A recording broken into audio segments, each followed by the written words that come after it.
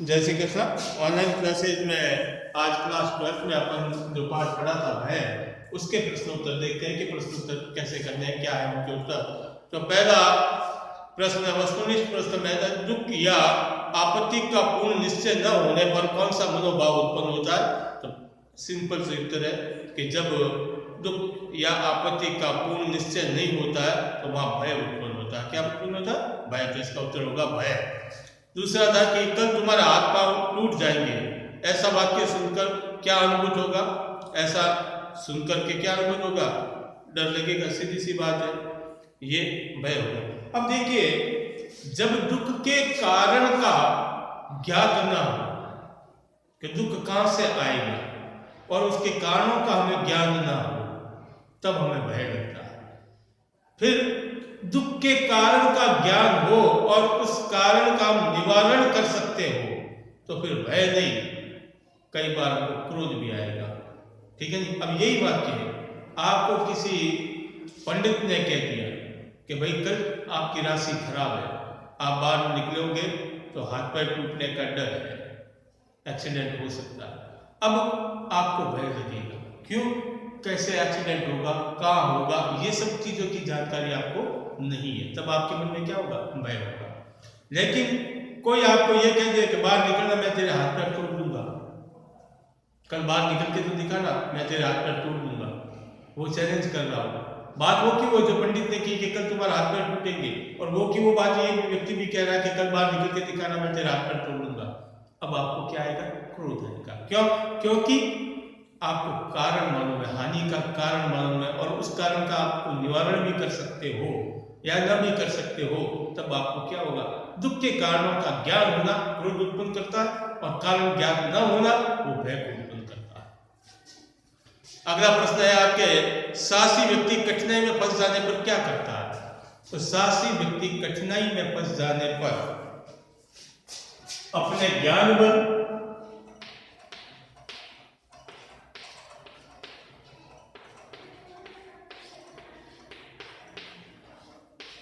अथवा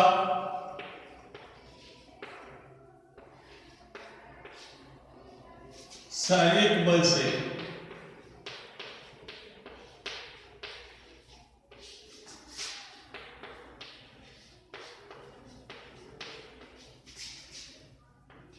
दुख का निवारण करता है। क्या करता है? निवारण करता है।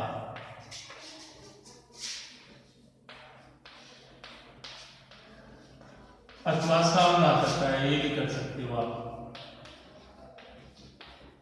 ठीक है, निवारण ना भी हो तो कम से कम वो सामना तो करेगा ही करेगा। तो क्या हो जाएगा भाई कि साहसी व्यक्ति कठिनाई में फंस जाने पर कठिनाई का दुख की जगह पर आप कठिनाई भी लिख सकते हो, कठिनाई का निवारण करता है या कठिनाइयों का सामना करता है। अगला प्रश्न है आपके, भय क्या है। अभी मैंने बताया भय क्या है।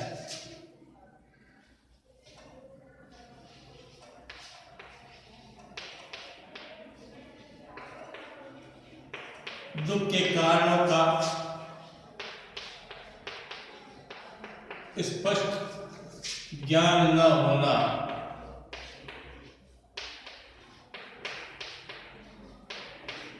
भय कहलाता है।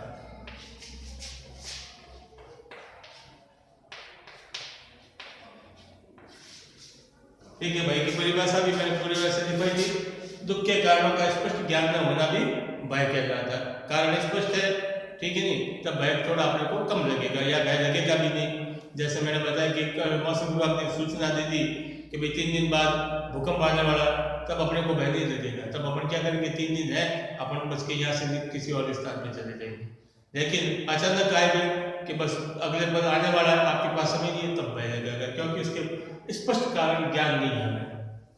ठीक है, अगला देखिए, क्रोध और भय में क्या अंतर होता है, यह भी मैंने बताया। क्रोध और भय में क्या अंतर होता है, ठीक है नहीं। जब दुख के कारणों का ज्ञान स्पष्ट न हो तब हमें क्या होता है? भय होता है। और जब ज्ञान स्पष्ट हो जाता हो तो क्रोध आएगा। मैंने उदाहरण भी दिया आपको। उदाहरण क्या कि किसी पंडित ने, ज्योतिष आचार्य ने यदि ये कह दिया कि कल तुम्हारा एक्सीडेंट होने वाला है, हाथ पैर टूट सकते हैं, तो दुख का कारण स्पष्ट नहीं है, कैसे होगा, कब होगा, क्यों होगा, तो हमें मन में भय होगा। और ये बात यदि आपको कोई कह दे कि कल मैं तेरे हाथ पैर तोड़ दूंगा, तो क्योंकि दुख के कारण का ज्ञान है, हमें उस पर विजय भी प्राप्त की जा सकती है, उसको रोका भी जा सकता है, तब हमें क्या होगा, क्रोध आएगा।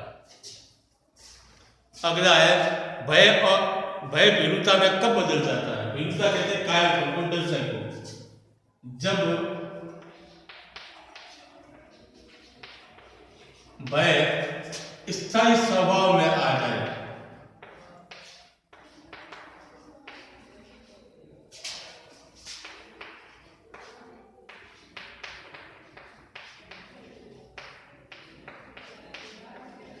तब वह भीरुता हो जाता है।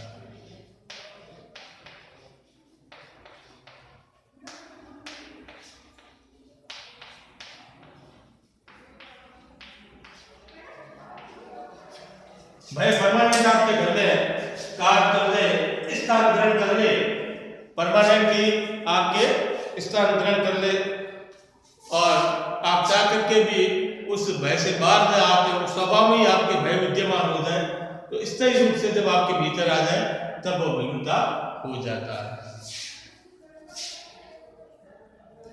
ऐसी कौन सी भीरुता है जिसकी प्रशंसा होती है? ये भी बात सही है, कई बार ये प्रश्न पूछा भी जाता है कि ऐसी कौन सी भीरुता है, तो ऐसी भीरुता है धर्म भीरुता।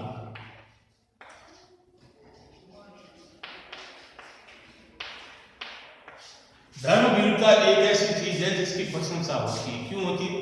हमें कहते नहीं कहते, खुदा का खौफ कर, भगवान से डर, तो वो डर अच्छा है, वो भय अच्छा है। धर्म से डरना कि मैं ये करूंगा तो धर्म विरुद्ध तो नहीं है, धर्म से हटके तो नहीं, कहीं पाप तो नहीं लग जाएगा, ये मन में जो डर है, ये सदैव आपको अच्छे की ओर प्रशस्त करते हैं, अच्छे की ओर आगे बढ़ाते हैं। तो धर्म विरुद्धता जो है वो प्रशंसा के योग्य है। आशंका और भय में अंतर स्पष्ट कीजिए। आशंका, शंका और भय में क्या अंतर होता है? किसी भावी आपत्ति की भावना अथवा दुख के कारण का पता चलने पर मन में उत्पन्न होने वाले आवेगपूर्ण अथवा सकारात्मक मनोविकार को भय कहते हैं। ठीक है नहीं, सीधी सी बात है, ये तो पुस्तक की भाषा होगी। अब यही बात मैं बात आ रहा हूं कि जब दुख के कारणों का स्पष्ट ज्ञान नहीं होता तो भय तो अपने को मालूम। अब शंका, संदेह, ठीक है नहीं, संदेह और भय में क्या अंतर है? भय तो इसको कह दिया अपन कि जिसमें कारण, संदेह में हो भी सकता है और नहीं भी हो सकता। अब ये संशय हो कि दुख के कारणों का स्पष्ट ज्ञान नहीं हो और संभावना बनी रहती है। उदाहरण के लिए और अधिक स्पष्टता से कहूं तो कि हम जंगल से गुजर रहे हैं, रोज जाते हैं विद्यालय जाने के लिए, हमें जंगल क्रॉस करके ही जाना पड़ता, प्रतिदिन जाते हैं। लेकिन किसी दिन हमें किसी ने कह दिया भाई जा रहा है, आज मैं आ रहा था, उसमें वहाँ शेरों को लड़ते देखा था साइड में, तो थोड़ा ध्यान से जाना। अब उसने ये बात कही और हमारे मन में शंका उत्पन्न हो गई, भय नहीं लगा, शंका हो। अब उसने क्या कहा था? मैंने आते समय देखा था, तो निश्चितता नहीं है कि वो वहीं पर है। आप फिर भी जा रहे हो, लेकिन मन में शंका है कि क्या पता दुख कहीं से भी आ सकता है। ये पहले से तय है कि आ सकता है। और भय में तो क्या होता है, पहले से निश्चित बात होती है कि ये आपको हो गया होगा, इसमें निश्चित नहीं है, हो सकता है। जब ये हो सकता वाली बात आती है तब आपके संशय होता है। तो इसमें कारण ज्ञान स्पष्ट होता है और शंका में स्पष्ट नहीं होता। व्यापारी द्वारा नया व्यापार शुरू न करने के और पंडित के शास्त्रार्थ में भाग न लेने का मूल कारण क्या हो सकता है? व्यापारी के द्वारा नया व्यापार और पंडित के द्वारा शास्त्रार्थ में भाग न लेने के पीछे मूल कारण, व्यापारी के लिए तो मूल कारण क्या होगा?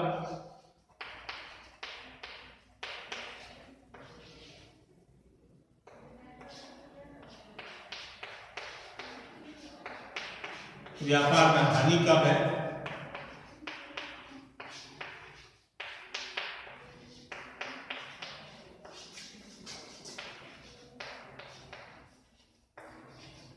और पंडित के लिए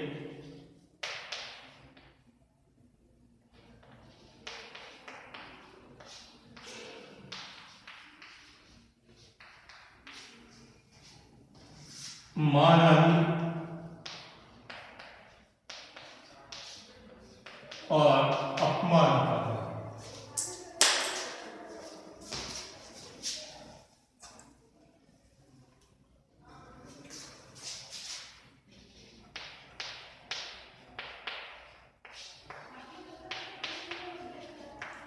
ये दो कारण है कि व्यापारी व्यापार आरंभ नहीं कर पाता।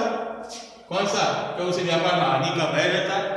और पंडित जी शास्त्रार्थ नहीं करते क्योंकि उन्हें मन में भय रहता है कि कहीं मेरी लोगों के सामने मान हानि न हो जाए और या अपमान न हो जाए मेरा। इस कारण वे इन दोनों से बचते हैं। भय की अधिकता किसमें रहती है? तो पाठ पढ़ते समय अपन ने देखा था भय की अधिकता किसमें रहती है? असभ्य लोगों में, बच्चों में भय की मात्रा अधिक रहती है। दो असभ्य जो लोग हैं उनमें और बच्चों में भय की मात्रा अधिक रहती है। सभ्य और असभ्य प्राणियों के भय में क्या अंतर होता है? सभ्य और असभ्य लोगों के भय में क्या अंतर होता है?